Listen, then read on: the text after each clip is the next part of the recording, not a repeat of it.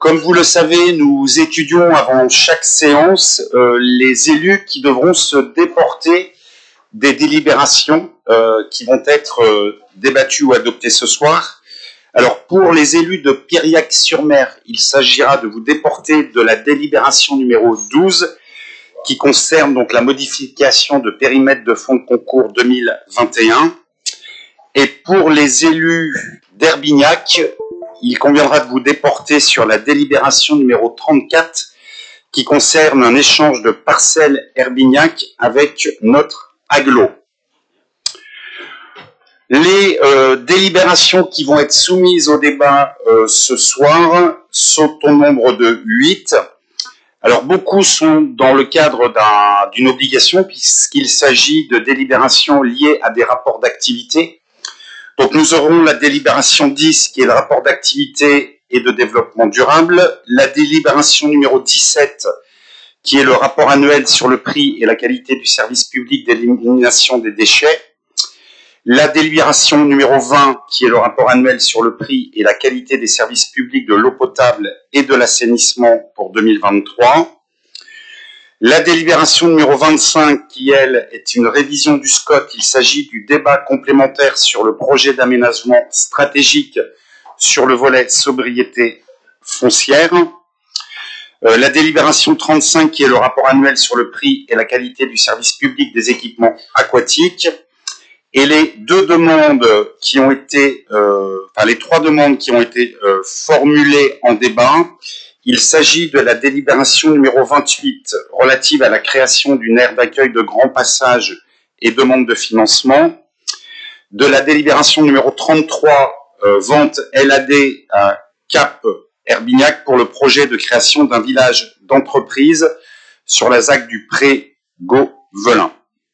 Et puis la dernière, une demande qui est faite sur, je l'ai déjà évoqué, je pense sur les DSP pour la gestion du centre aquatique Aquaball. Alors, est-ce qu'il y a d'autres délibérations que je n'aurais pas nommées que vous souhaiteriez voir soumises au débat? Non? Eh bien, très bien, je vous remercie. Donc, nous allons pouvoir lancer la retransmission, le live de cette instance. Donc, je propose, si on est d'accord, de désigner comme secrétaire de séance Christiane Bretonneau. Merci, Christiane. Donc, le premier point, il s'agit donc de l'approbation du compte-rendu donc de notre séance qui s'est tenue le 20 juin 2024. Avez-vous sur ce sujet, ce procès-verbal, des observations? Non? Eh bien, écoutez, je vais le mettre en délibération. Donc, y a-t-il des abstentions? Des votes contre? C'est adopté à l'unanimité. Donc, première délibération en vote tacite. Donc, il s'agit de la décision modificative numéro 2 du budget principal 2024. Y a-t-il des abstentions? Des votes contre? C'est adopté à l'unanimité. Point numéro 2, il s'agit de la décision modificative numéro 2 relative au budget annexe eau potable 2024. Y a-t-il des abstentions? Des votes contre? C'est adopté à l'unanimité. Point numéro 3, il s'agit de la décision modificative numéro 1 qui porte sur le budget annexe assainissement 2024. Y a-t-il des abstentions? Des votes contre? C'est adopté à l'unanimité. Le point numéro 4, il s'agit de la décision modificative numéro 1 sur le budget annexe déchets 2024. Y a-t-il des abstentions? Des votes contre? C'est adopté à l'unanimité. Le point numéro 5, il s'agit d'un transfert emprunt vers le budget annexe GEMAPI. Y a-t-il des abstentions? Des votes contre? C'est adopté à l'unanimité. Le point numéro 6, décision modificative numéro 2 relative au budget annexe GEMAPI. Y a-t-il des abstentions? Des votes contre? C'est adopté à l'unanimité. Le point numéro 7, il s'agit de création et modification d'autorisation de programme et crédit de paiement. Y a-t-il des abstentions? Des votes contre? C'est adopté à l'unanimité. Le point numéro 8, il s'agit de la TOM, donc la taxe d'enlèvement des ordures ménagères, la liste des locaux à caractère industriel ou commercial exonérés de manière facultative pour l'année 2025. Y a-t-il des abstentions? Des votes contre? C'est adopté à l'unanimité. Le point numéro 9, il s'agit de l'attribution de compensation définitive pour l'exercice 2024. Y a-t-il des abstentions? Des votes contre? C'est adopté à l'unanimité. Le point numéro 10, donc là il s'agit du rapport d'activité de développement durable sur l'exercice 2023. Donc c'est un exercice que nous retrouvons chaque année, qui vous présente en fait de manière synthétique les activités relatives au développement durable qui concernent notre agglo. Pour ce faire, vous verrez, vous avez devant chacun d'entre vous un QR code. Donc j'invite ceux qui sont munis de leur téléphone à pouvoir, sur la fonction photo, à télécharger le lien. Pour ceux qui ne pourraient pas, j'ai quelques exemplaires en ma possession. Là, j'en tiens à ma main. Donc on a revu le format de présentation de ce rapport d'activité de développement durable. Vous verrez dans sa traduction, l'objectif n'est pas que je déroule tout le contenu, mais il est structuré de la même manière dont nous avons écrit le projet de territoire, c'est-à-dire que l'ensemble des actions qui ont été portées sont par catégorie. Donc ambition, transition écologique, ambition, un territoire porteur du bien vivre pour tous, et un territoire uni au profit du dynamisme global. Donc tout ceci est accessible, hein, donc il reprend la carte en fait de l'agglo avec les élus, le budget et le projet de territoire, et après il décline toutes les actions que nous avons mises en place sur l'année 2023. Alors, est-ce que vous avez réussi à le télécharger?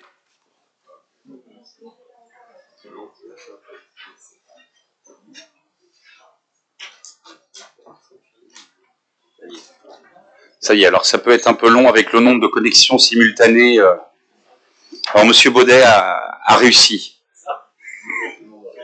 Hein. Hein. Connected, oui. Hein.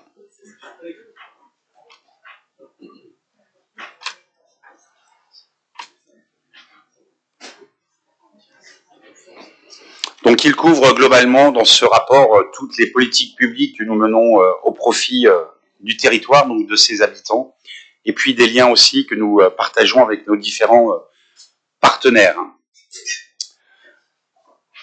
Donc écoutez, je vous laisse en prendre connaissance, et là il faut que je soumette au vote donc que vous avez pris acte du rapport d'activité et de développement durable de Cap Atlantique, la Bulgarande Agglo, au titre de l'année 2023. Donc je vais mettre au vote la prise d'acte, comme quoi vous avez bien eu ce rapport. Donc y a-t-il des abstentions, des votes contre? Donc à l'unanimité, vous avez pris acte du rapport. Le point numéro 11, donc il s'agit du dispositif de fonds de concours. Là, il s'agit d'une actualisation des règlements intérieurs. Est-ce qu'il y a des abstentions, des votes contre? C'est adopté à l'unanimité. Le point numéro 12, donc modification de périmètre des fonds de concours 2021, donc commune de Piriac-sur-Mer. Donc les élus de Piriac ne participent pas à ce vote. Pour les autres, y a-t-il des abstentions, des votes contre? C'est donc adopté. Le point numéro 13, il s'agit du contrat Pays de la Loire 2026. Y a-t-il des abstentions, des votes contre? C'est adopté à l'unanimité. Le point numéro 14, il s'agit de la transformation de postes. Y a-t-il des abstentions, des votes contre? C'est adopté à l'unanimité. Le point numéro 15, il s'agit de la mise en place et de modification des astreintes. Y a-t-il des abstentions, des votes contre? C'est adopté à l'unanimité. Et Et le point numéro 16, il s'agit des titres restaurants et de conditions d'attribution complémentaires. Y a-t-il des abstentions? Des votes contre? C'est adopté à l'unanimité. Le point numéro 17. Donc là, nous allons vous présenter sous un format vidéo donc le rapport annuel sur le prix et la qualité du service public d'élimination des déchets pour l'exercice 2023.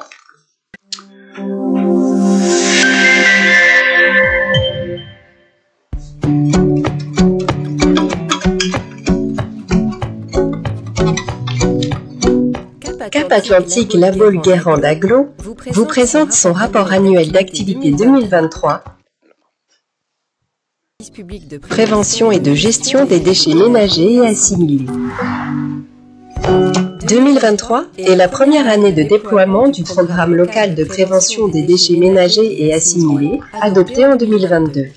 Ce programme vise à réduire la quantité de déchets produites sur le territoire, moins 16% du tonnage d'ordures ménagères résiduelles et moins 20% de déchets ménagers et assimilés par habitant d'ici 2031. Les principales actions de sensibilisation réalisées sont les nouvelles éditions du Point des Occasions, la nouvelle édition du mois Objectif Zéro Déchet, la poursuite des actions de sensibilisation dans les écoles et sur les marchés, et le renouvellement de l'opération Donner une deuxième vie aux coquillages, ainsi que la poursuite de la distribution de compost aux habitants. La révision de la redevance spéciale.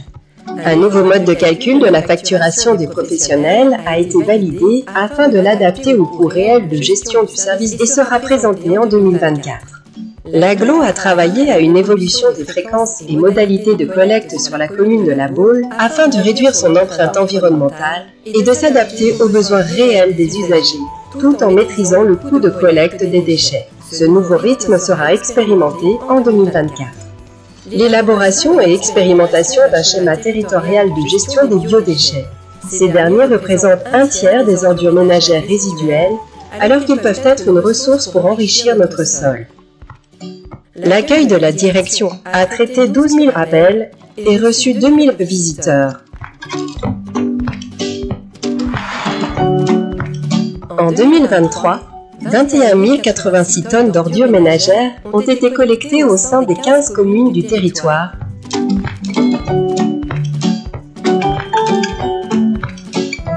Pour un coût unitaire de 439 € par tonne. 13 407 tonnes de restes recyclables ont été collectées sur le territoire en 2023 pour un coût unitaire de 163 €. Les tonnages de restes recyclables sont répartis de la façon suivante. 6 363 tonnes d'emballages légers et de papier, 6 685 tonnes de verre, 360 tonnes de carton. Le territoire comporte 9 déchetteries accessibles aux particuliers. En 2023, 642 520 passages y ont été comptabilisés et 63 362 tonnes de déchets ont été collectés sur l'ensemble des sites.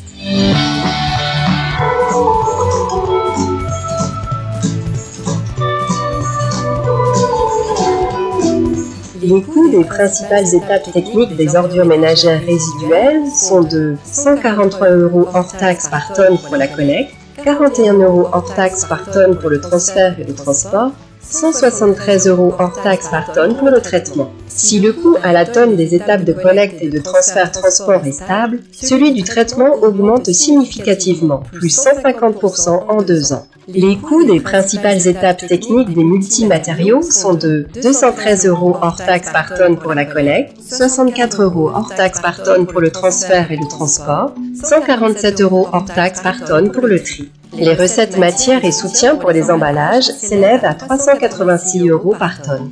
Les coûts des principales étapes techniques du verre sont de 42 € hors taxe par tonne pour la collecte, 7 € hors taxe par tonne pour le transfert et le transport. Les recettes matières s'élèvent à 35 € par tonne. Les coûts des principales étapes techniques en déchetterie sont de 35 € hors taxe par tonne pour la collecte, 25 € hors taxe par tonne pour le transfert et le transport, 69 € hors taxe par tonne pour le traitement. Les recettes matières et soutiens pour les déchetteries sont de 17 € hors taxe par tonne.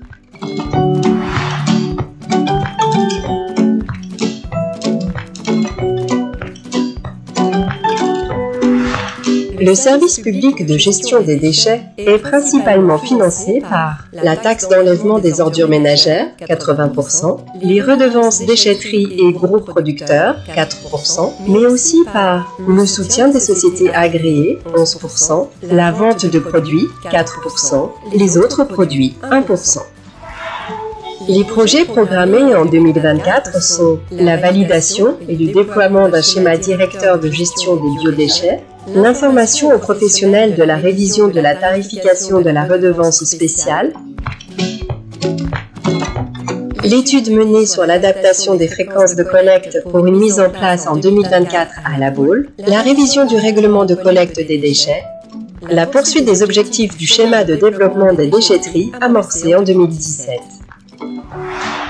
Les principaux marchés à lancer en 2024 sont la prestation de gestion des points d'apport volontaires, la prestation de tri et de conditionnement des emballages ménagers, la prestation de collecte et de traitement des déchets diffus spécifiques, la fourniture de conteneurs aériens en points d'apport volontaire, la fourniture de conteneurs semi-enterrés en points d'apport volontaire.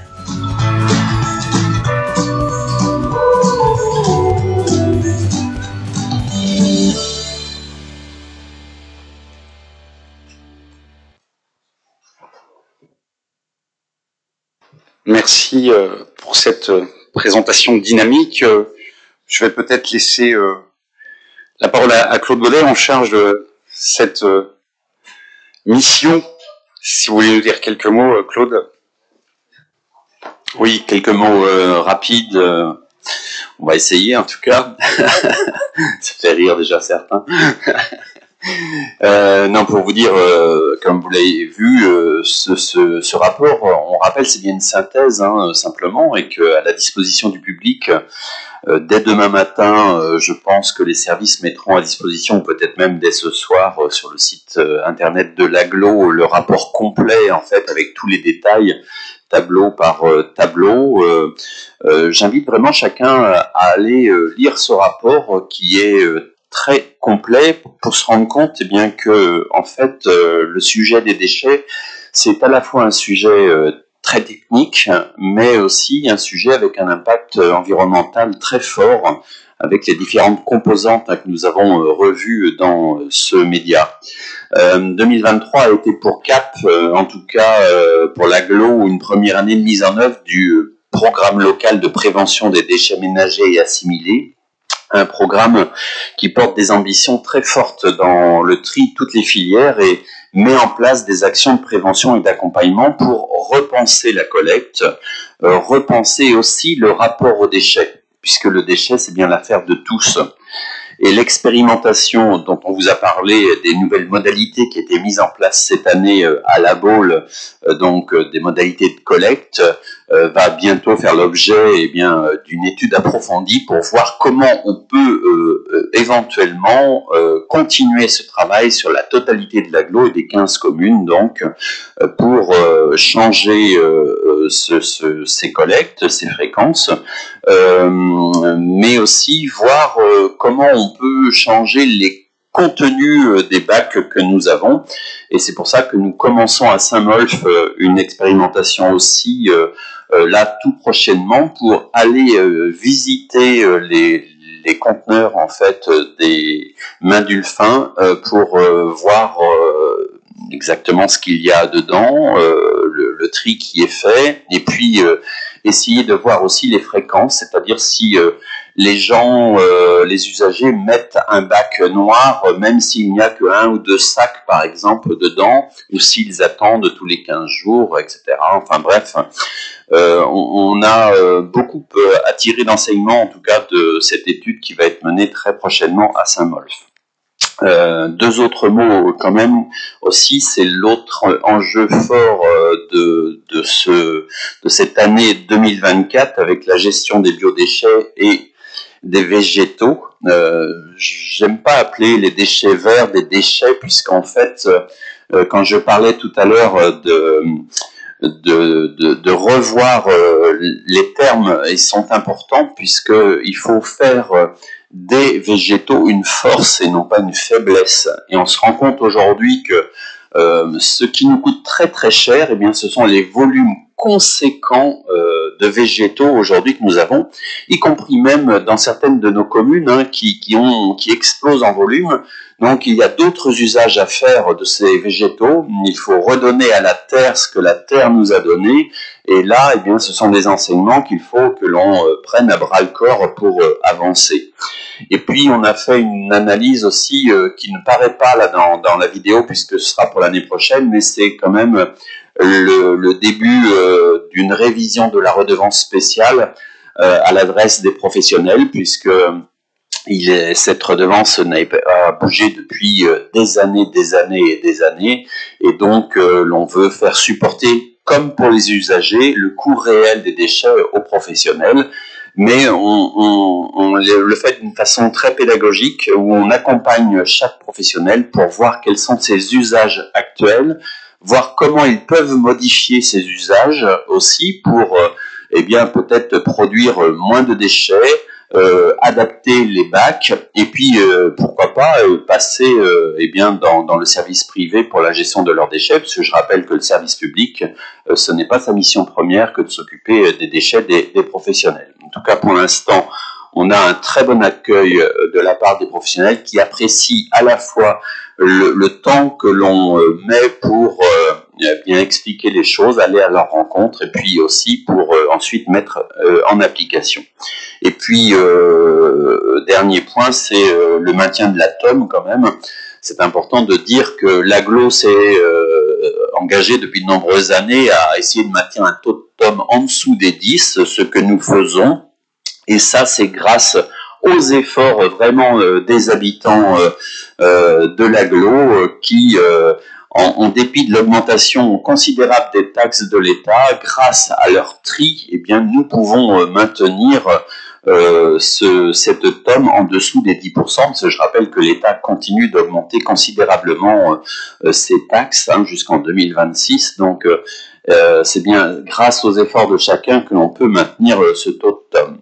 Vous avez vu que les volumes aussi évoluent dans le bon sens, puisque nous avons de moins en moins de déchets ménagers, de plus en plus de déchets triés qui font l'objet pour certains d'entre eux à une deuxième voire une troisième vie. Il faut rien lâcher en tout cas là-dessus, rien n'est gagné. On a encore à peu près 2/3 de nos bacs qui demandent à être analysés. Sur ces 2/3, on doit pouvoir récupérer 1/3 qui doit être trié à nouveau pour gagner complètement la partie. Voilà donc les grands éléments. Je voulais revenir sur ces points-là parce que ça me paraît important. Plus que jamais, les déchets, c'est bien évidemment l'affaire de tous et surtout l'avenir de nos enfants et de nos petits-enfants. Donc il faut dès maintenant adopter le bon geste. Voilà, Monsieur le Président. Très bien, merci Claude Baudet pour cette intervention et ces précisions. Donc là, je vais donc faire voter le fait que vous ayez pris acte de la présentation de ce rapport. Donc y a-t-il des abstentions, des contre? C'est donc adopté à l'unanimité. Le point numéro 18, il s'agit de la gestion des points d'apport volontaire des ordures ménagères, multimatériaux, verre et carton, et une autorisation de signer le marché. Y a-t-il des abstentions, des votes contre? C'est adopté à l'unanimité. Le point numéro 19, il s'agit de la fourniture de pièces détachées et de prestations associées pour le parc auto de l'Agglo et les communes de La Baule et Guérande. Il s'agit là aussi d'autorisation de signer les marchés. Y a-t-il des abstentions, des votes contre?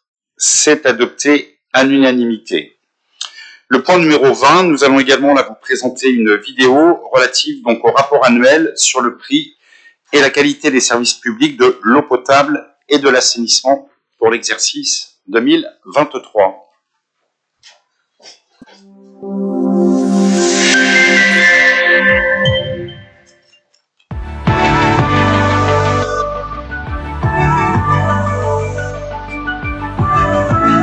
Atlantique La Baule-Guérande Agglo vous présente son rapport annuel d'activité 2023 sur le prix et la qualité des services publics de l'eau potable, de l'assainissement collectif et non collectif.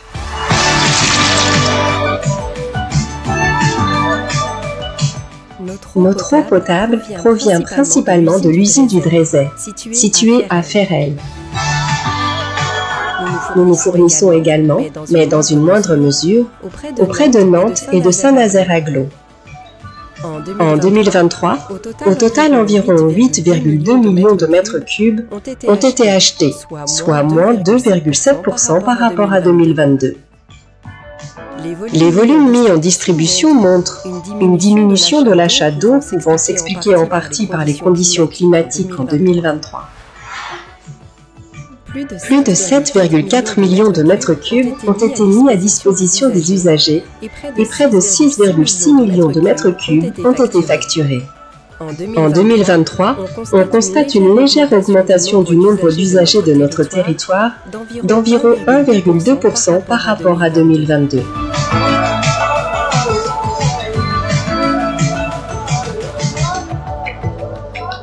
Entre 2022 et 2023, on constate une diminution de la consommation de nos usagers, sauf pour le secteur nord.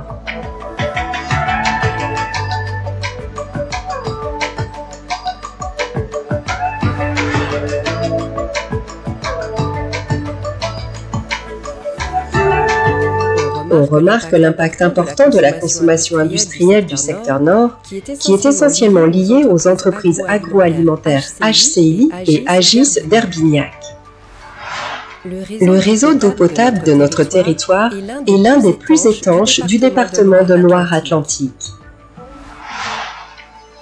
En 2023, 348 analyses physico-chimiques et 152 analyses bactériologiques de plus par rapport à 2022 ont été réalisées sur notre réseau. Les faits marquants en 2023 concernent le renouvellement de 6,1 km de réseau dans le cadre du fonds étanchéité, la rénovation du plancher en bois sur le site de la surpression de la falaise à Bas-sur-Mer, le renouvellement de la vanne de vidange du château d'eau du Croisic. En ce qui concerne les perspectives pour l'année 2024, on peut noter le plan de gestion de la sécurité sanitaire des eaux à élaborer avant 2027, la mise en place du contrat eau potable au 1er janvier 2024 jusqu'au 31 décembre 2031, la prise en compte d'une enveloppe de 1 million d'euros de travaux de renouvellement de canalisation dans le cadre du contrat de délégation de services publics.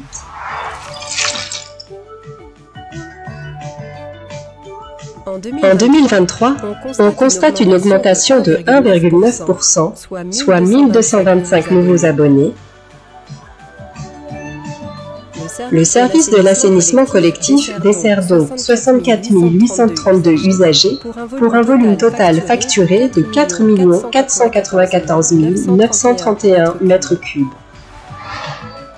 Au total, l'Agglo dispose de 21 stations d'épuration. Les principales sont Livery-Guérande, La Turballe et Pénétin.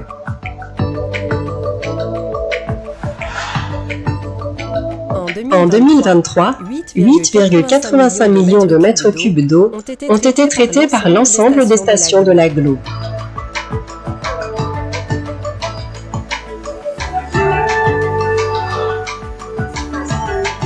En 2023, on recense 482 habitations non raccordées en partie ou en totalité et 84 propriétés classées comme polluantes. 2474 contrôles ont été réalisés en 2023 pour un taux de conformité en première visite de 93,6%. Les faits marquants en 2023 concernent la mise en service du nouveau poste et bassin tampon de Kerkabelec à Mesquer, la fin du contrat eau usée et eau pluviale au 31 décembre 2023, la création d'une unité de traitement d'eau usée en semi-collectif à Brézanvey, Herbignac. En ce qui concerne les perspectives pour l'année 2024, on peut noter une étude de révision du schéma directeur des eaux usées, étude sur la création d'un bassin de stockage des eaux usées à Guérande, mise en place du contrat eaux usées et eaux pluviales au 1er janvier 2024 jusqu'au 31 décembre 2031, prise en compte d'une enveloppe de 1 million d'euros de travaux de renouvellement de canalisation dans le cadre du contrat de délégation de services publics.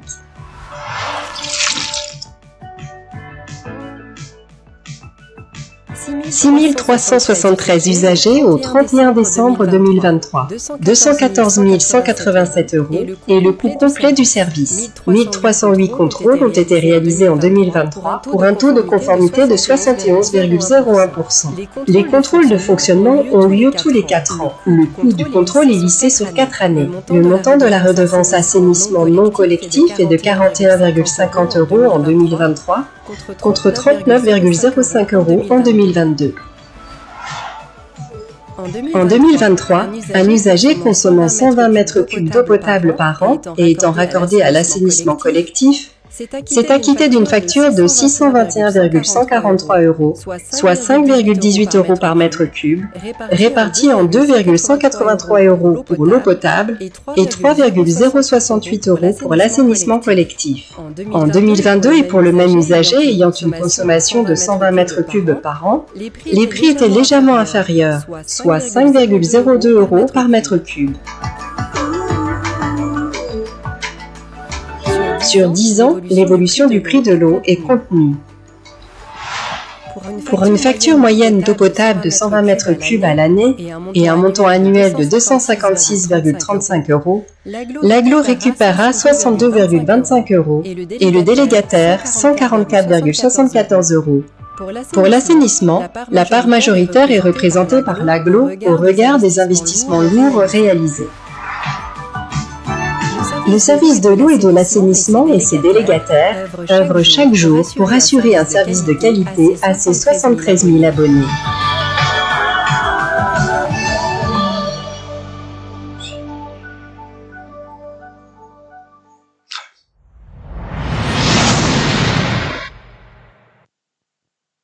Très bien, merci. Bien, je propose une prise de parole de Claude Baudet sur ce point.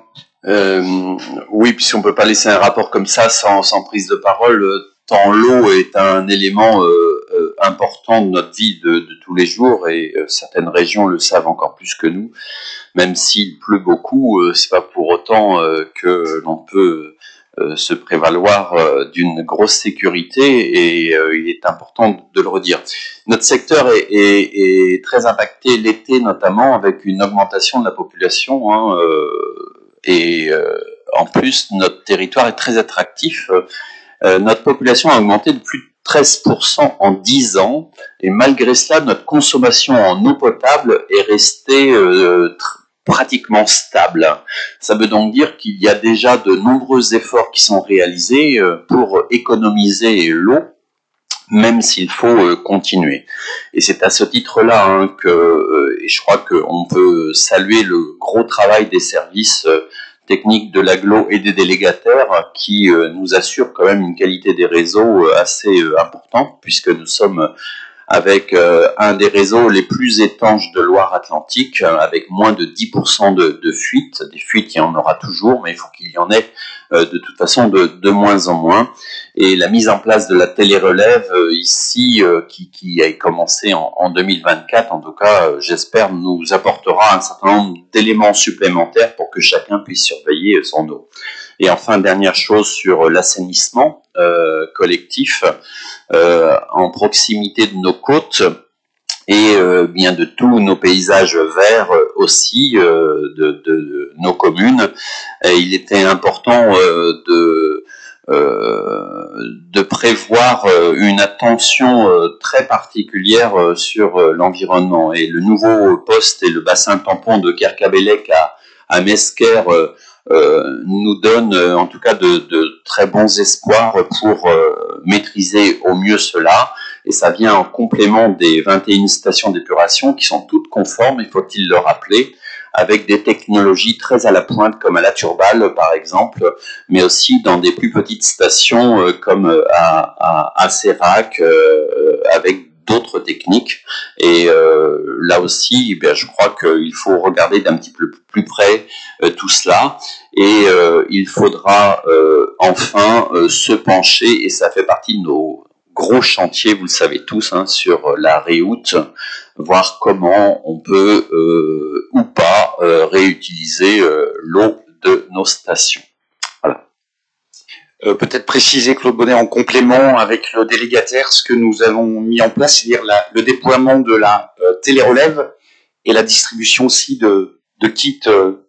Oui, c'est ça, c'est ce que je disais tout à l'heure, hein, le déploiement de la télérelève qui a commencé donc en mai-juin 2024 et qui va se poursuivre. Actuellement, il est sur les communes, il termine sur Saint-Liphard, il est sur La Baule et il va commencer sur Guérande pour d'ici les 1 an et demi à 2 ans qui viennent à être sur la totalité des 15 communes. Et on profite de ce passage là pour faire aussi de la pédagogie, hein. On a demandé à ce que nous soyons au plus près de l'usager, c'est quelque chose de très important pour l'agglo d'être au plus près de l'usager, de voir aussi avec eux, de profiter de donner des conseils et de distribuer un kit d'économie d'eau, hein, qui permet à chacune et à chacun, avec un geste tout simple, eh bien d'économiser son eau, et puis grâce à l'application CEPIG et moi de contrôler et de suivre ses consommations d'eau.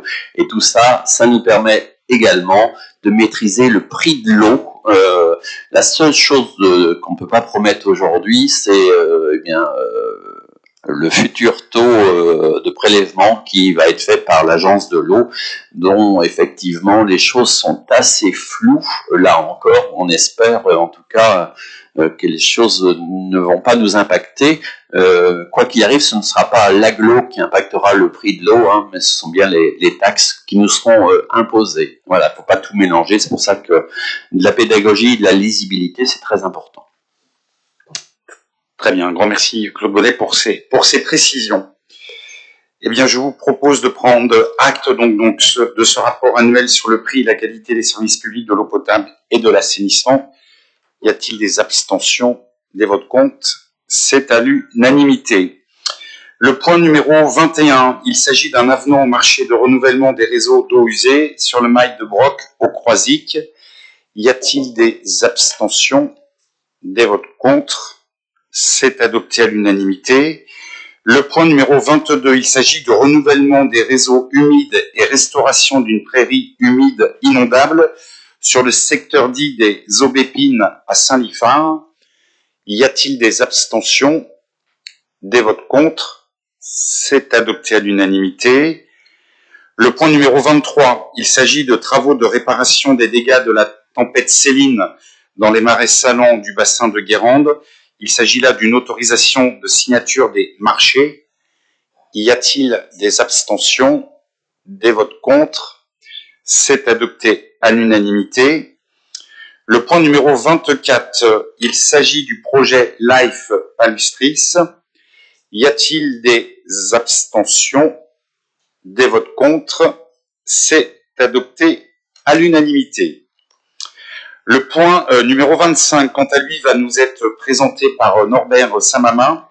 Il s'agit, dans le cadre de la révision du SCOT, du débat complémentaire sur le projet d'aménagement stratégique, et il s'agit là du volet de sobriété foncière. Norbert, s'il vous plaît. Merci. Merci, Monsieur le Président. Bien écoutez, ça va être assez simple. Normalement, nous sommes censés prendre acte du débat. Je ne sais pas s'il va y avoir beaucoup de débats concernant cette délibération. Comme il vient de l'être dit, nous nous plaçons dans le cadre de la révision du SCOT qui a été lancé en décembre 2022 et le PAS, en l'occurrence, le projet d'aménagement stratégique qui va venir, qui est la clé de voûte du document d'orientation et d'objectifs du SCOT, qui sera un document, lui, prescriptif et opposable, et notamment dont la compatibilité devra être prise au titre des plans locaux d'urbanisme. Eh bien, ce projet d'aménagement stratégique se passe, il vise à formaliser effectivement la stratégie de développement du territoire pour les 20 ans et à intégrer un élément essentiel de la loi climat et résilience, qui est le ZAN, le zéro artificialisation nette. Et en l'occurrence, dans ces objectifs de développement et d'aménagement du territoire à un horizon de 20 ans, le PAS fixe par tranche de 10 ans un objectif de réduction du rythme de l'artificialisation. Excusez-moi, j'ai dit ZAN, le zéro artificiel. Oui, je l'ai dit, pardon, excusez-moi, j'ai précisé ce que c'était. Donc, il faut comprendre qu'effectivement, au titre du PAS, l'axe est extrêmement important en matière de sobriété foncière. Et il s'avère que jusqu'à présent, nous avions essentiellement pris en compte pour l'orientation actuelle du PAS et concernant la territorialisation du ZAN, nous avions pris en compte les données statistiques du CEREMA pour la partie du territoire de Loire-Atlantique. Or, il s'avérait qu'en prenant ces données statistiques, nous avions dégagé en potentiel maximum d'artificialisation pour la première décennie 2021-2030, 156 hectares. Le 11 juillet 2024, le préfet de Loire-Atlantique nous a informé du déploiement à l'échelle du département d'un nouvel outil qui s'appelle Consozan 44, contrairement aux données statistiques du CEREMA qui s'appuie sur l'Observatoire national d'artificialisation des sols, donc de l'ONAS, et le nouvel outil Consozan 44, il en ressort que cet outil nous permet de dégager non pas 156 hectares pour la période 2021-2030, mais 192 hectares. C'est un outil qui est mis en place donc dans le cadre de la construction d'un observatoire local et qui vient nettement améliorer la situation précédente sur laquelle le PAS se fondait, c'est-à-dire les données de l'ONAS qui s'avéraient en quelque sorte très incomplètes.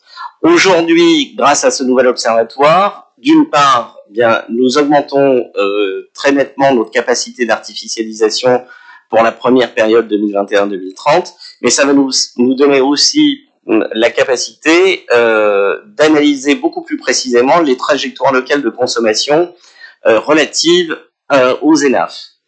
En cela, aujourd'hui, entre ce nouvel observatoire local Consozan 44 et cette modification qui nous permet de dégager malgré tout une enveloppe plus conséquente à hauteur de 192 hectares, eh bien, il vous est tout simplement proposé de modifier le PAS, le projet d'aménagement stratégique, en y intégrant cette modification technique qui nous permet de nous appuyer d'une part sur le nouvel observatoire et d'en tirer les conséquences que je viens de vous exposer. Voilà, donc je résume cette délibération. Il s'agit donc de faire évoluer le projet d'aménagement stratégique sur un plan technique en utilisant un nouvel outil qui est un outil qui est l'outil Consozan 44, le tout dans le cadre d'un nouvel observatoire local et de prendre acte de ses conséquences également puisque nous passons de 156 à 192 hectares potentiels de consommation des sols ou d'artificialisation sur la période 2021-2030. Voilà, j'espère avoir été clair. Donc il s'agit de prendre acte du débat et s'il y a des débats, bien écoutez, nous sommes à votre disposition pour y répondre. Merci. Très bien, merci Norbert Samama. Alors avez-vous des questions, observations par rapport au point technique que Norbert Samama vous a présenté avec ce nouvel outil? Non, pas d'observation.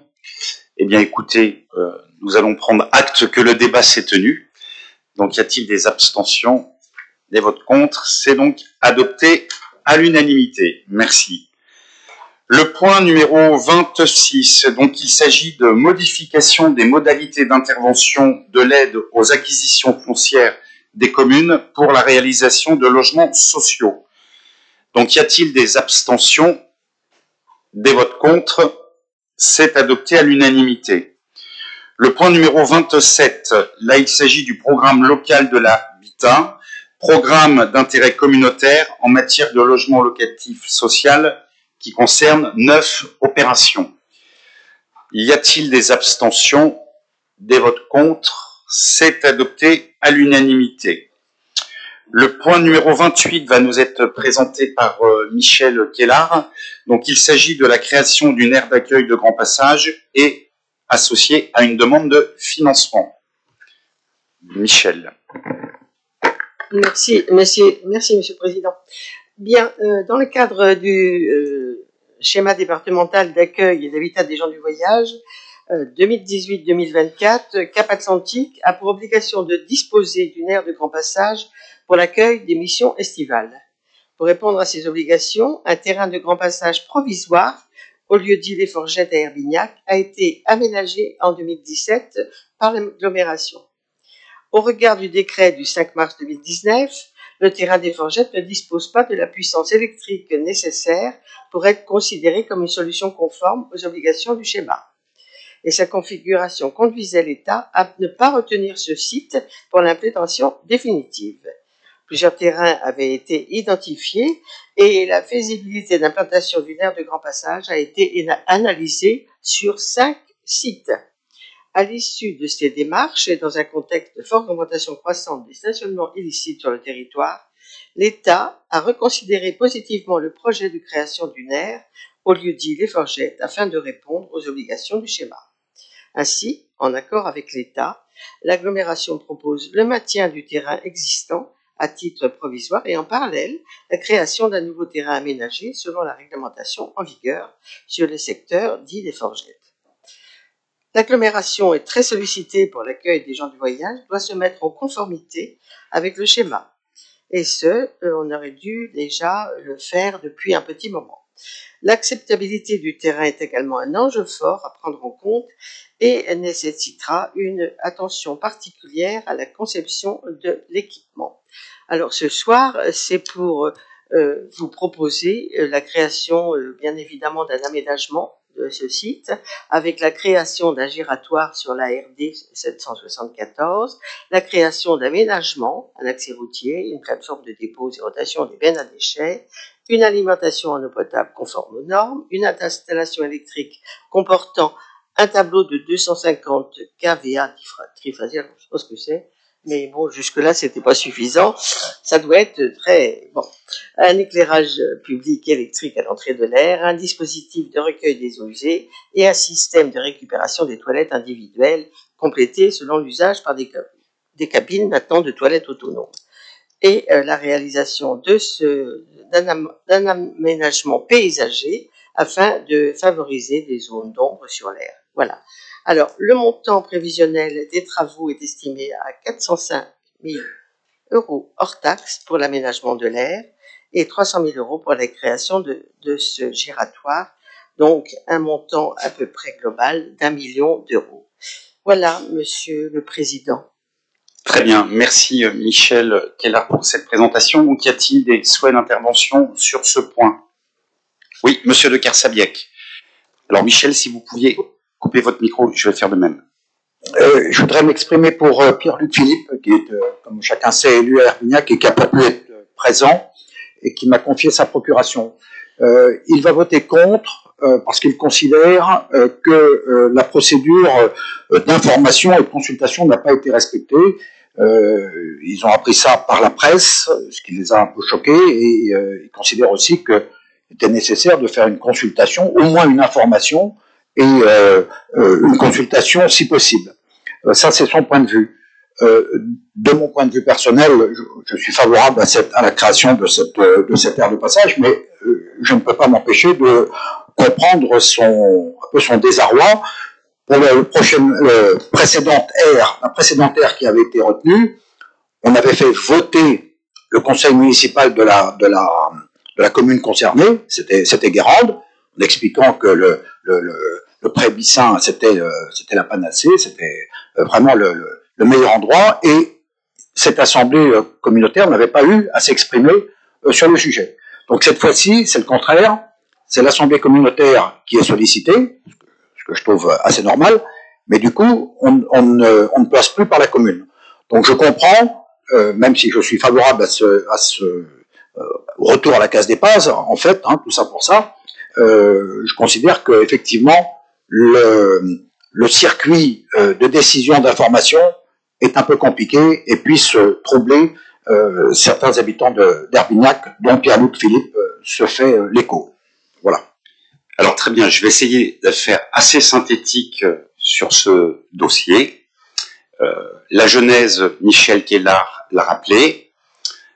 Lorsqu'il a été défini qu'il y avait deux options possibles du terrain, Prébissin et Brantonnay, dans un souci de transparence et démocratie, alors que je n'y étais pas obligé, j'ai fait voter au conseil municipal de Guérande un choix entre deux parcelles.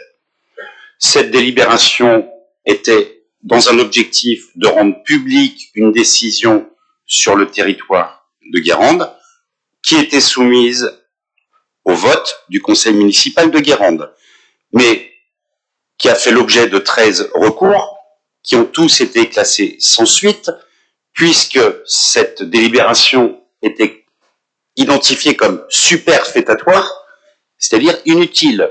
Inutile réglementairement, utile en termes de transparence vis-à-vis des élus guérandais. Puisque je rappelle que l'aménagement des aires de grand passage est de la compétence de Cap Atlantique. Ayant donc reçu ces orientations de certains virulentes, je me suis donc remis dans le droit chemin avec ma casquette et représentant élu de l'agglo, en poursuivant les échanges avec le nouveau sous-préfet et le sous-préfet, en ayant, et ça ne vous surprendra pas, monsieur de Kersabiec, en ayant bien sûr pris le soin de contacter les collègues d'Herbignac. Et monsieur Pierre-Luc Philippe a eu l'occasion de s'exprimer parce que, bon, sa surprise, je l'entends, je me suis déplacé à la demande de Christelle Chassé, maire d'Herbignac, au conseil municipal de la ville de Guérande, d'Herbignac, pour lequel j'ai présenté le dossier. Chacun a pu s'exprimer et vous constaterez aussi que j'ai fait cette intervention avant le vote ce soir en conseil communautaire. Donc, en termes de prise de responsabilité, de transparence et de démocratie, je pense être allé jusqu'au bout. Et je tiens surtout ce soir à remercier la solidarité sur le territoire et dont la ville d'Herbignac, parce que la seule chose qui m'intéresse, en dehors des polémiques politiques, c'est absolument pas. Ma responsabilité, c'est de préserver le territoire et de pouvoir enrayer ce phénomène d'occupation illégale et de me mettre en conformité pour que toutes les expulsions demandées par chacun de mes collègues maires qui a sa compétence de police puissent avoir l'accord du sous-préfet pour les expulsions. Donc je crois ce soir que l'on peut saluer cette décision au bénéfice des 15 communes de l'agglo. Et je rajoute, l'intervention que vous partagez de Pierre-Luc Philippe, monsieur de Kersabiec, est tout à fait en lien avec les propos qu'il m'a tenus lors de la séance du conseil municipal d'Herbignac. Voilà. Donc oui, Jacques Renaud. Merci, monsieur le président, de me donner la parole. Je crois que j'étais intervenu le seul en décembre de 2021 sur ce sujet, pour être porte-voix un petit peu de ceux qui étaient étonnés du choix du Prébissin. Ils étaient nombreux sur la commune de Guérande et de la Baule en particulier. Et on nous avait expliqué à ce moment-là que dans les débats qui avaient suivi, les échanges nombreux et variés, que Herbignac, c'était absolument pas possible. Qu'en fait, on ne pouvait pas aller à Herbignac. Je suis content de voir qu'aujourd'hui, les choses ont changé, qu'apparemment Herbignac fait l'affaire pour pouvoir résoudre le problème, qui est une bonne chose, puisque c'est vrai qu'on était embêtés depuis quelques années avec des nombreux stationnements clandestins, plus d'une vingtaine, une trentaine, qui n'est pas très agréable à régler sur les différentes communes. Voilà, donc je me réjouis de l'issue positive de cette affaire, mais je ne suis pas mécontent d'avoir, dans le passé, revu un peu les choses. Alors, pour conclure, avant de mettre au vote, et c'est ce que vous avez exprimé, Monsieur Jacques Renaud, l'aire de grand passage telle qu'elle existe aujourd'hui n'est toujours pas conforme. Hein. Il s'agit bien de la création d'une nouvelle aire de grand passage. Vous l'avez vu, le montant est quand même significatif. C'est 1 million d'euros d'investissement qui vont être portés pour les aménagements. Et en ce sens, et je l'ai dit aussi, j'ai eu l'occasion, puisque nous en avons exprimé aussi cette position lors du dernier bureau communautaire, c'est que je salue aussi l'écoute de notre nouveau sous-préfet d'arrondissement, qui est vraiment proche des élus, à l'écoute et en accompagnement. Voilà, et c'est ce qui permet aujourd'hui de pouvoir adopter. Et je remercie l'action de Michel Kellard, la solidarité de Christelle Chassé, et puis tous les débats, ma chère Michel, que nous avons pu mener depuis quelques années. Oui, Hubert. Alors, j'ai un petit point qui est un peu iconoclaste, mais qui dure depuis un certain temps, et on en a parlé en bureau, et en fait, la préoccupation que j'ai par rapport à ce qui est soumis à notre vote aujourd'hui, c'est que il y a quelque chose qui n'a pas été abordé clairement et que moi j'ai appris par la presse et qui m'a un peu surpris. J'entends les installations de gens du voyage sont réglementées depuis 2000, je sais plus combien, 3 par la loi Besson, qui imposait aux communes de plus de 5000 habitants d'avoir eu des aires d'accueil, ce que nous avons partout, sauf la commune d'Herbignac.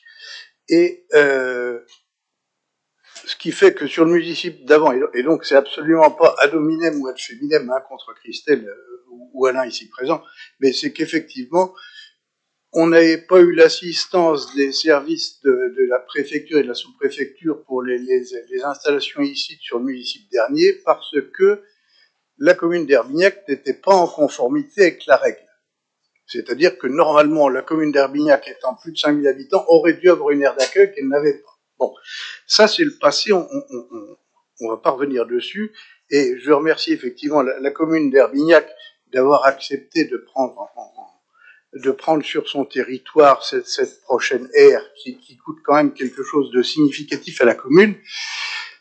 Ce qui me gêne un tout petit peu, dans le principe, c'est que pour être conforme à la loi, la ville d'Herbignac aurait dû créer une aire d'accueil, et que là, dans les discussions avec la préfecture, ça passe à la trappe, c'est-à-dire que la commune d'Herbignac s'affranchit. Non, mais c'est une information que j'ai pas, c'est pour ça que je pose la question. On l'a évoqué en bureau communautaire. Il y a certaines communes de l'agglo, je ne citerai pas ce reconnaîtront, qui ne sont pas en conformité sur les aires d'accueil permanentes. Bon. Il va de soi, dans la démarche que nous avons engagée, et c'est ma responsabilité que j'engage et ce que je porte auprès des élus d'Herbignac, j'ai eu l'occasion de m'exprimer à ce sujet, c'est qu'aujourd'hui, nous sommes dans le cadre d'une révision du schéma départemental des heures d'accueil de gens du voyage. Je me suis engagé avec Christelle et Michel le porte avec moi. Nous nous battrons au niveau de la préfecture, de l'État, pour que Herbignac ne soit pas dans l'obligation de créer cette aire permanente, parce que la ville d'Herbignac accueillera l'aire de grand passage des gens du voyage. C'est ça que nous portons et c'est ça que nous allons défendre. C'est l'engagement que j'ai pris vis-à-vis de Christelle et des élus, et c'est cet engagement que je tiendrai. Parce que pour moi, il n'est pas possible et envisageable quelque part que ce soit la double pénalité. Hein, c'est-à-dire qu'il y ait l'aire d'accueil à l'année et puis l'aire d'accueil des grands passages du 1er juin au 31 août. Donc ça, c'est la position que nous défendrons.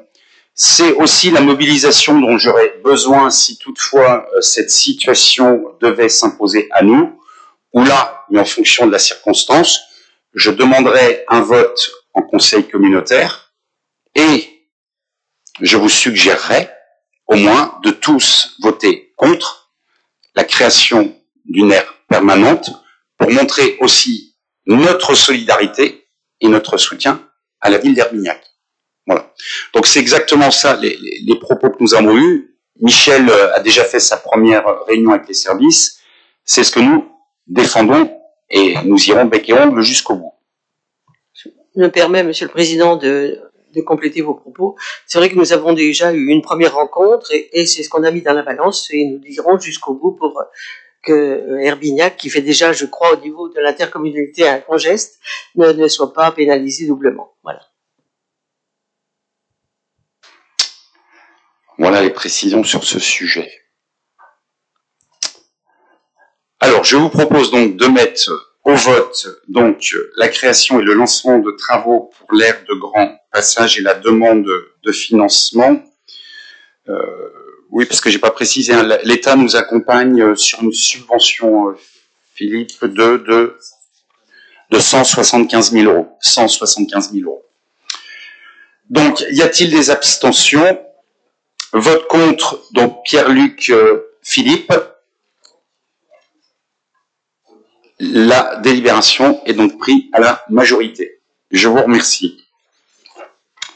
Le point numéro 29, donc il s'agit de l'exonération de la mise en recouvrement de paiement de fermage des parcelles cadastrées XH21, XD99, XD97, XR1 et XR11 sur la commune de Guérande.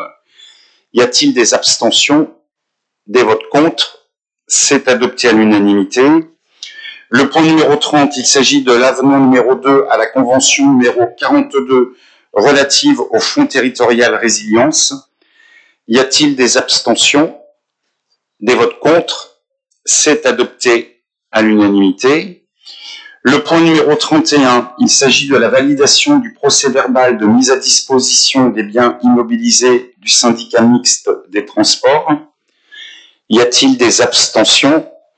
Y a-t-il des votes contre? C'est adopté à l'unanimité. Le point numéro 32, il s'agit d'une vente Cap Carène G123 et 689 à la Chapelle des Marais. Il s'agit là d'une régularisation foncière datant de la substitution du Civonne d'Herbignac. Ça doit dater un peu. Y a-t-il des abstentions? Des votes contre? C'est adopté à l'unanimité. Le point numéro 33 va nous être présenté par Norbert Samama. Il s'agit de la vente à Loire-Atlantique Développement à Cap sur le pré Gauvelin, donc la ZAC qui va être aménagée. Il s'agit de la parcelle ZO 235P. Norbert, je vous laisse nous présenter ce point. Alors, vous voudrez bien, merci Monsieur le Président, vous voudrez bien m'excuser par avance si j'émets quelques erreurs dans ma présentation, dans la mesure où ce n'est pas tout à fait ma compétence, mais ça y touche quand même. Voilà, ça y touche quand même. Bien, c'est extrêmement simple. Vous avez effectivement une volonté qui a été marquée par notre intercommunalité de favoriser la création et le développement d'entreprises artisanales locales. Tout le monde sait que nous, malheureusement, nous déplorons une pénurie d'offres foncières sur notre territoire.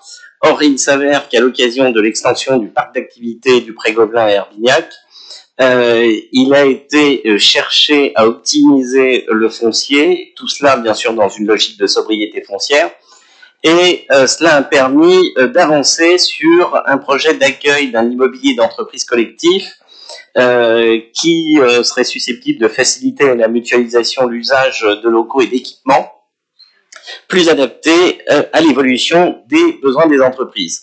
En cela, dans le cadre de cet investissement, un appel à manifestation d'intérêt sera lancé et il s'agit bien entendu, dans le cadre de cette extension, d'expérimenter la création d'un village d'entreprise artisanale et en partie aussi à travers une mise à disposition du foncier à vocation économique par bail à construction. Et c'est en cela que vous êtes amenés à vous prononcer ce soir dans la perspective de cette création du village d'entreprise. Pour permettre celle-ci, eh bien, c'est de vous prononcer sur le souhait de notre intercommunalité de se porter acquéreur auprès de Loire-Atlantique d'Aménagement d'un lot aménagé pris sur la parcelle cadastrée ZO numéro 235 pour une surface de 7779 m², le tout pour un terrain viabilisé au prix de 72 € hors taxe par mètre carré, soit un prix de 560 088,50 € hors taxe. Donc, cette perspective de création d'un village d'entreprise qui s'inscrit dans le schéma de développement des entreprises de notre intercommunalité, il vous est proposé ce soir, tout en réfléchissant non seulement tout en se prononçant sur le lancement d'un appel à manifestation d'intérêt, de vous prononcer sur l'acquisition des parcelles que je vous ai décrites précédemment, et à savoir, approuve l'acquisition auprès de LAD-SPL au prix de 560 088,50 du lot numéro 10 viabilisé. Je ne le répète pas, c'est ce que je vous ai dit tout à l'heure. Approuvez bien sûr le versement du solde du prix à hauteur de 455 025,50 € hors taxe, et approuve l'acquisition aussi par Cap Atlantique La Baule-Guérande Agglo à LAD Loire-Atlantique Développement SPL de la parcelle ZO numéro 235, et approuver au final le lancement d'un appel à manifestation d'intérêt pour la création de ce village d'entreprise à vocation artisanale ou de petite industrie, et cela dans le cadre d'un bail à construction sur le lot numéro 10. Voilà, donc je reste à votre disposition. Il s'agit essentiellement d'une opération foncière avec un objectif qui est précis, la création d'un village d'entreprise à vocation artisanale et de petite industrie, et en même temps d'y expérimenter le bail à construction qui a été un choix porté dans le cadre de l'optimisation foncière et de l'évolution des zones d'activité par La Baule-Guérande Agglo. Voilà, je vous remercie. Eh bien, Norbert Saint-Martin, vous avez été parfait.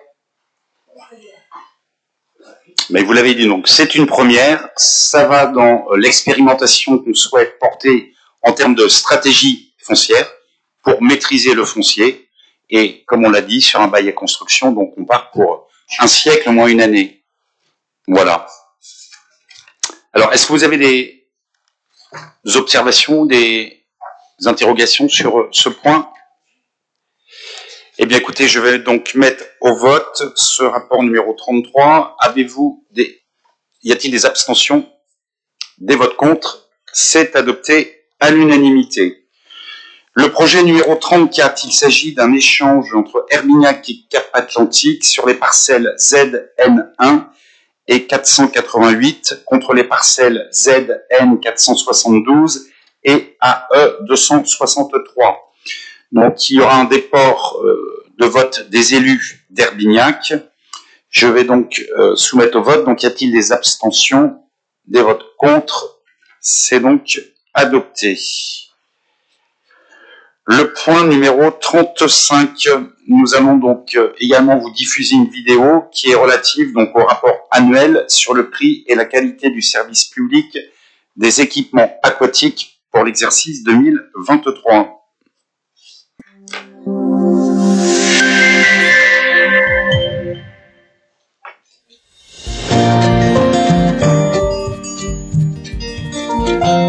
Cap Atlantique La Baule-Guérande Agglo vous présente son rapport annuel d'activité 2023 sur le prix et la qualité du service public des équipements aquatiques. 2023 est une année qui confirme la bonne santé des centres aquatiques du territoire, avec une augmentation de la fréquentation par rapport à 2022, avec 18 000 entrées supplémentaires. Depuis le 26 septembre 2022, c'est la société Recrea qui a la délégation des deux centres aquatiques, Aquapiriac et Aquaguérande, pour une durée de contrat de 5 ans, soit jusqu'au 26 septembre 2027. Le centre Aquabaule est également délégué à la société Recrea jusqu'au 21 janvier 2025. Les moyens humains mis à disposition évoluent d'une année à l'autre, entre 10 et 11 équivalents temps plein pour les centres aquatiques Aquaguérande et Aquapiriac. Concernant Aquabaule, les moyens humains sont en cohérence avec ce qui était prévu lors de la réponse au marché de délégation de services publics. L'ouverture des centres aquatiques de l'Agglo est stable par rapport à 2022, avec 353 jours d'ouverture pour Piriac, 356 jours d'ouverture pour Guérande et 349 jours d'ouverture pour La Baule. Les jours de fermeture sont soit pour cause de fermeture technique, soit pour jours fériés. La fréquentation globale 2023 a augmenté de 6,76% avec 286 705 passages par rapport à l'année 2022.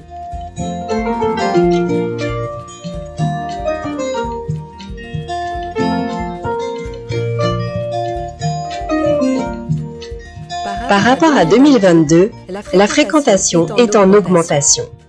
On note une répartition assez homogène pour les centres aquatiques de Guérande et Piriac, avec un nombre d'entrées beaucoup plus important pour le centre aquatique de La Baule. La fréquentation par type d'usager en 2023 est conforme au positionnement loisirs et bien-être de ces équipements et est relativement stable par rapport aux années précédentes. 86% de la fréquentation pour les usagers publics, 12% pour les scolaires et 2% pour les associations. La fréquentation des associations a doublé par rapport à 2022. Tout au long de l'année 2023, une vingtaine d'événements a été organisée sur les centres aquatiques. Comme chaque année, l'organisation de la natation scolaire s'élabore en concertation avec les représentants de l'éducation nationale et les gestionnaires des centres aquatiques.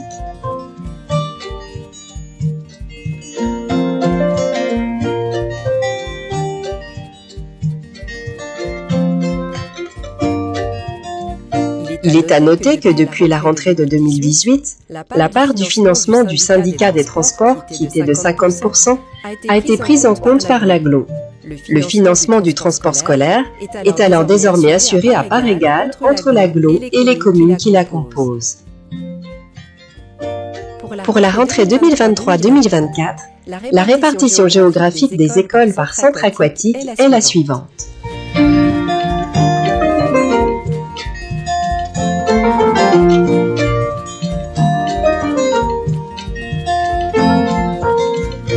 Au total, la natation scolaire 2023 représente 39 139 passages d'élèves dans les 3 centres aquatiques. La natation scolaire dans les centres aquatiques de l'AGLO a gagné 10 000 élèves par rapport à l'année 2022. Un livret de compétences commun aux 3 centres aquatiques est actuellement distribué. Il est diffusé auprès de l'ensemble des nouveaux élèves du territoire et permet à chaque enfant de suivre sa progression dans l'apprentissage du savoir nager de la grande section au CM1. En 2023, au total dans les 3 centres aquatiques, 6 585 entrées concernent les associations.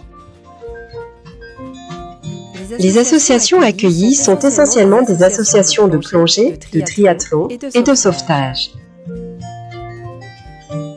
Les centres aquatiques réservent également des créneaux pour les pompiers. Les tarifs en vigueur pour les 3 centres aquatiques communautaires sont les mêmes depuis 2017. Enfin, on notera que la prestation de transport des élèves n'est pas intégrée dans ces tarifs. Pour favoriser l'accès des centres aquatiques aux associations, le Conseil communautaire a adopté des tarifs incitatifs en 2008 puis en 2011. Ces tarifs ont été maintenus au même niveau depuis 2011. La politique communautaire d'utilisation et de gestion optimisée des piscines débutée en 2008 est poursuivie en 2023, notamment à travers les actions suivantes. Apprendre à nager pour tous les scolaires en luttant notamment contre les risques de noyade, assurer un accueil qualitatif, dynamique et sachant s'adapter aux besoins du public et des associations, optimiser le service public et maîtriser les coûts de fonctionnement, finaliser la construction de la piscine d'Herbignac afin d'améliorer le service aux usagers du nord du territoire.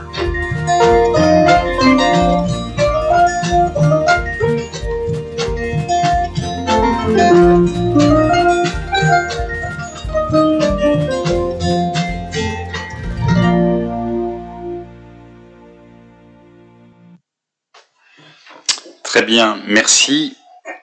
Alors je vois qu'on termine sur une note qui ne sera plus un rêve, mais se concrétisera, puisqu'on a eu en présentation à quoi Herbignac. Peut-être Bernard préciser sur les points sur la piscine d'Herbignac. Oui, alors effectivement, donc nous sommes un peu en retard, mais donc nous allons, espérons-le, pouvoir inaugurer donc la piscine d'Herbignac au printemps prochain. Donc, on a eu une entreprise défaillante, et on a réussi finalement à trouver une entreprise qui acceptait de reprendre les travaux et aussi les risques qui s'y étaient associés. Donc, on va dire tout est bien dans le meilleur des mondes. Donc, croisons les doigts, et puis au printemps prochain, eh bien, on inaugurera la Aqua Herbignac. Très bien, merci Bernard Le Guen. Alors, je sais qu'il y avait une intervention, mais je propose qu'elle se tienne sur le choix du délégataire après. Écoutez, je vous propose de prendre acte du rapport de gestion des centres aquatiques de la collectivité. Donc, y a-t-il des abstentions? Des votes contre? C'est adopté à l'unanimité. Et puis donc le point numéro 36 qui va nous être présenté par Bernard. Il s'agit donc de la délégation de service public pour la gestion du centre aquatique Aquaball. Et là, il convient de faire l'approbation du choix du délégataire et autoriser le président à signer le contrat. Bernard. Oui. Donc Aquaball est actuellement donc géré au travers d'un contrat de DSP donc qui va s'achever en janvier 2025. Et donc Cap Atlantique a choisi de conserver le mode de gestion de DSP pour le centre aquatique existant, en tenant compte de la durée de contrat compatible avec le regroupement donc de l'ensemble des centres aquatiques sous un seul contrat à partir de 2028. Donc la durée proposée donc pour cette DSP, c'est donc de 2 ans, 11 mois et 11 jours. C'est précis. Donc il est important de choisir l'entreprise donc qui va être titulaire de ce contrat de DSP, donc pour assurer évidemment la bonne gestion et l'exploitation du centre aquatique Aquaball, donc afin de garantir la continuité du service public au travers de l'accueil du grand public, des associations et des scolaires, mais également de la gestion technique des équipements, la continuité des approvisionnements donc en fluide, la qualité de l'eau, la qualité de l'air, et également, bien sûr, le transfert du personnel dans de bonnes conditions. Donc, au regard des documents de consultation et puis notamment le cahier des charges qui reprenait tous les enjeux que je viens de citer, eh bien, c'est la société Equalia qui a remis donc l'offre économiquement la plus avantageuse. Donc, il s'agit ce soir donc d'approuver le choix de la société Equalia comme délégataire du service public pour la gestion du centre aquatique Aquaball pour une durée de 2 ans, 11 mois et 11 jours à compter du 21 janvier 2025.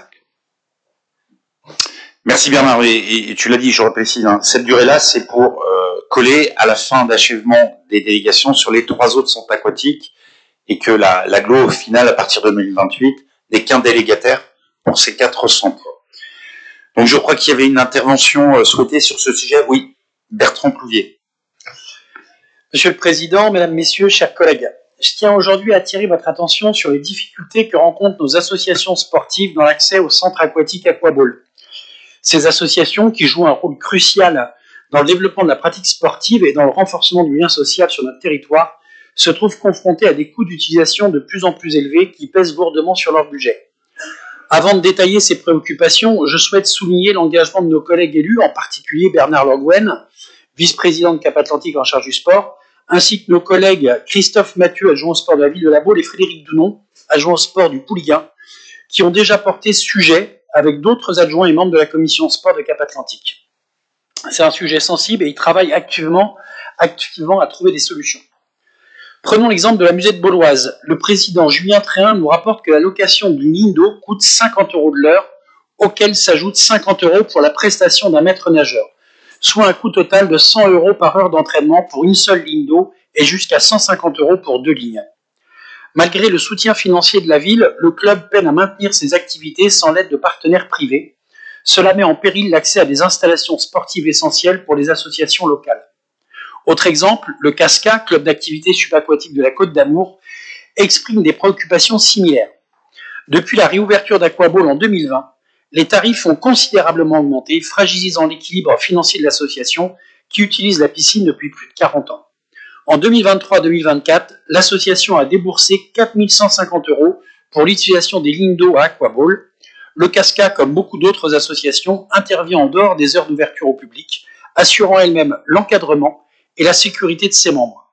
Cette autonomie devrait être mieux prise en compte dans la tarification.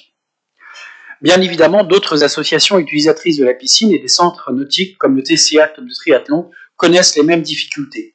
Ces coûts élevés représentent un véritable obstacle pour le développement de leurs activités. Nous sommes un territoire où la mer et les activités aquatiques sont au cœur de notre identité. La pratique de la natation et d'autres sports sont ancrés dans notre culture. Il est impératif de soutenir nos associations qui rendent ces pratiques accessibles à tous, en particulier aux jeunes.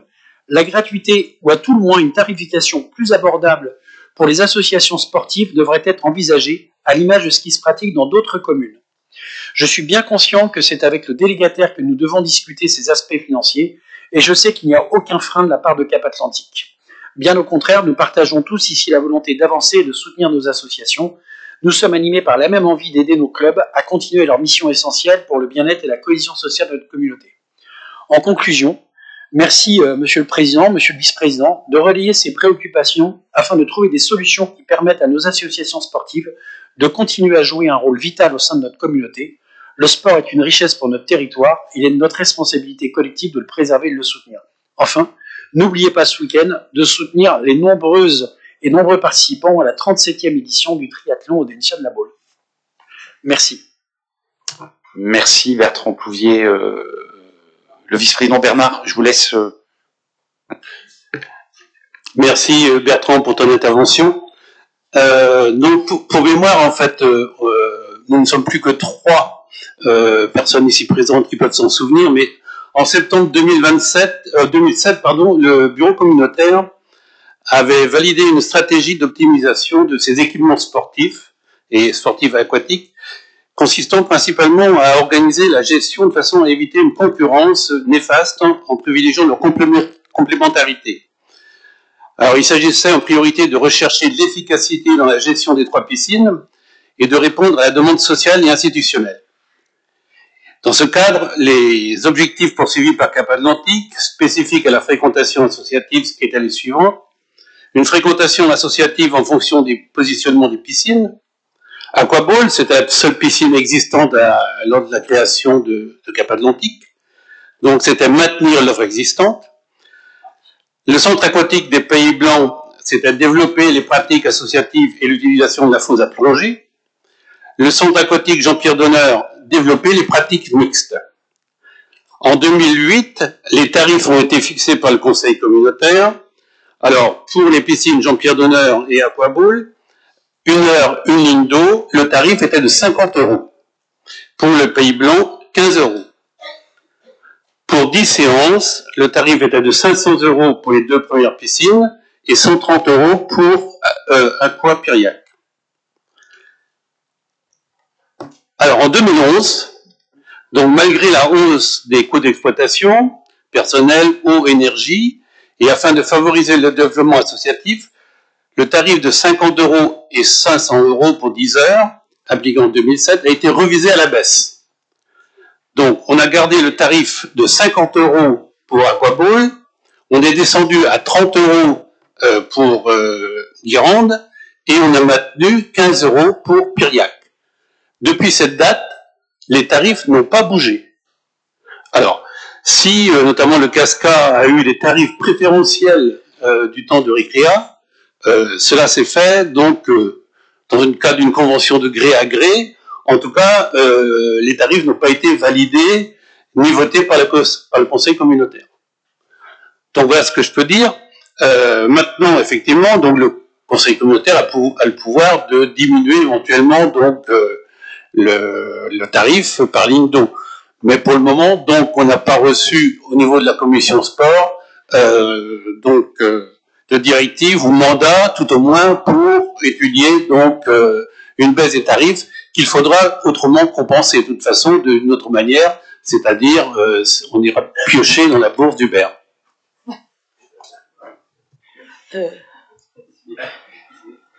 Michel. Oui, je voudrais intervenir par une interrogation. C'est bien, il y a une demande de la Baule, mais pourquoi cibler que la Baule? À ce moment-là, toutes les associations des autres collectivités vont demander aussi une remise. Et là, on met peut-être quelque chose, et attention au dérapage, sachant quand même que les piscines, on a quand même beaucoup d'argent à mettre dedans, et je m'interroge un peu sur la demande spécifique de la Baule. Je suis désolé Bertrand, mais pourquoi pas les autres si on commence à mettre le pied dedans. Voilà. Alors, merci Michel. Il va de soi, et c'est ce que je vais proposer sur la conclusion aussi de Bernard et l'intervention de Michel, c'est que nous inscrivions ce sujet au prochain bureau communautaire. Et il va de soi, bien sûr, que le débat et les orientations que nous prendrons vaudront pour les 4 centres aquatiques.